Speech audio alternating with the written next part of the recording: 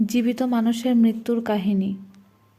আজকের ভিডিওটির এরকম নামকরণের একটাই কারণ, নেতাজি গোটা ভারতবাসীর হৃদয়ে অমর হয়ে বেঁচে আছেন, ভবিষ্যতেও থাকবেন।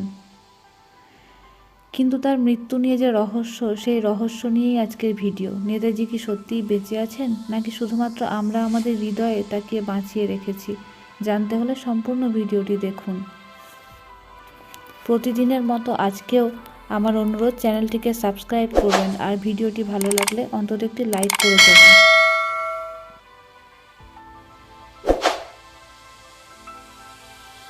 দ্বিতীয় বিশ্বযুদ্ধের পর সুভাষচন্দ্র বসু যখন সিঙ্গাপুর থেকে ব্যাংকক হয়ে সাইগনে যাচ্ছিলেন, তখন সেখানে একটা জাপানি বিমান ছিল না। অনেক প্রচেষ্টার পরে একটা জাপানু বোমারু বিমানে জায়গা পেয়েছিলেন তিনি। আজাদ হিন্দ ফৌজের যেসব সহকর্মী তাকে বিমান ঘাঁটিতে বিদায় জানাতে এসেছিলেন, তাদেরকে জয় হিন্দ বলে অভিবাদন জানিয়ে বিমানের সিঁড়ি বেয়ে উপরে উঠে যান নেতাজি। সিনিয়র সাংবাদিক আশিস রায় তার লেট ডু রেস্ট নামক বইটিতে লিখেছেন, ওই বিমানটিতে ক্রু সহ 14 জন ছিলেন। পাইলটের ঠিক পেছনেই নেতাজি বসেছিলেন। তার সামনে পেট্রোলের বড় বড় জ্যারিকেন রাখা ছিল। নেতাজির পেছনেই ছিলেন কর্নেল হাবিবুর। পাইলট আর লেফটেন্যান্ট জেনারেলের সিটে, বাকি সকলেই বিমানের মেঝেতে বসেছিলেন। নেতাজিকে একটা ছোট্ট কুশন দেওয়া হয়েছিল, কারো কাছেই সিট বেল্ট ছিল না। ওই বোমারু বিমানের ভেতরে ভীষণ ঠান্ডা লাগছিল সবার। তখনকার দিনে যুদ্ধ বিমানে এয়ার কন্ডিশনার লাগানো থাকতো না। প্রত্যেক 1000 মিটার ওঠার সঙ্গে সঙ্গেই বিমানের তাপমাত্রা 6 ডিগ্রি করে কমে যেত। ঠান্ডা আটকাতে নেতাজি তার কর্নেলের জ্যাকেটটা চেয়ে নিয়েছিলেন। দুপুর 2:35 বোমারু বিমানটি মাটি ছেড়ে আকাশে উড়েছিল।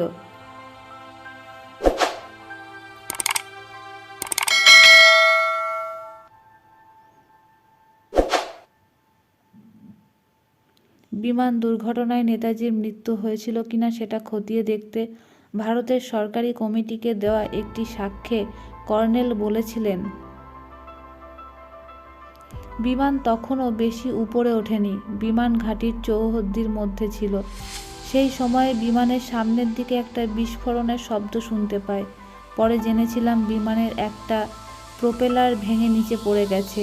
বিমানটা নিচে পড়ে যেতে সামনে এবং পেছনের দিকে আগুন লেগে গিয়েছিল।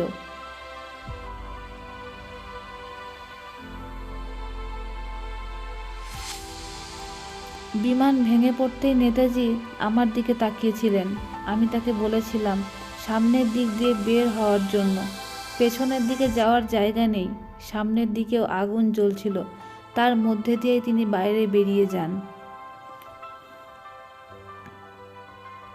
কিন্তু তিনি যেখানে বসেছিলেন তার সামনে রাখা পেট্রোল ভর্তি জ্যারিকেন থেকে তেল বেরিয়ে তার কোট পুরো ভিজে গিয়েছিল। আমি বাইরে এসে দেখি নেতাজি 10 মিটার দূরে দাঁড়িয়ে আছেন। পশ্চিমের দিকে তাকিয়ে ছিলেন তিনি। ততক্ষণে তার পোশাকে আগুন লেগে গেছে। আমি তার দিকে দৌড়ে গিয়ে অনেক চেষ্টার পরে তার বেল্টটা খুলতে পারলাম। তারপরে তাকে মাটিতে শুইয়ে দিতেই দেখি তার মাথার বাঁদিকে প্রায় 4 ইঞ্চি লম্বা একটি গভীর ক্ষত। একটা রুমাল দিয়ে ওই ক্ষত থেকে রক্তপাত বন্ধ করার চেষ্টা করছিলাম।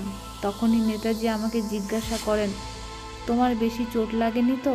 বলেছিলাম, আমি ঠিক আছি। উনি বলেছিলেন, মনে হচ্ছে আমি আর বাঁচব না। আমি ভরসা দিয়েছিলাম, আল্লাহ আপনাকে বাঁচাবে। তিনি বলেছিলেন, আমার মনে হচ্ছে না।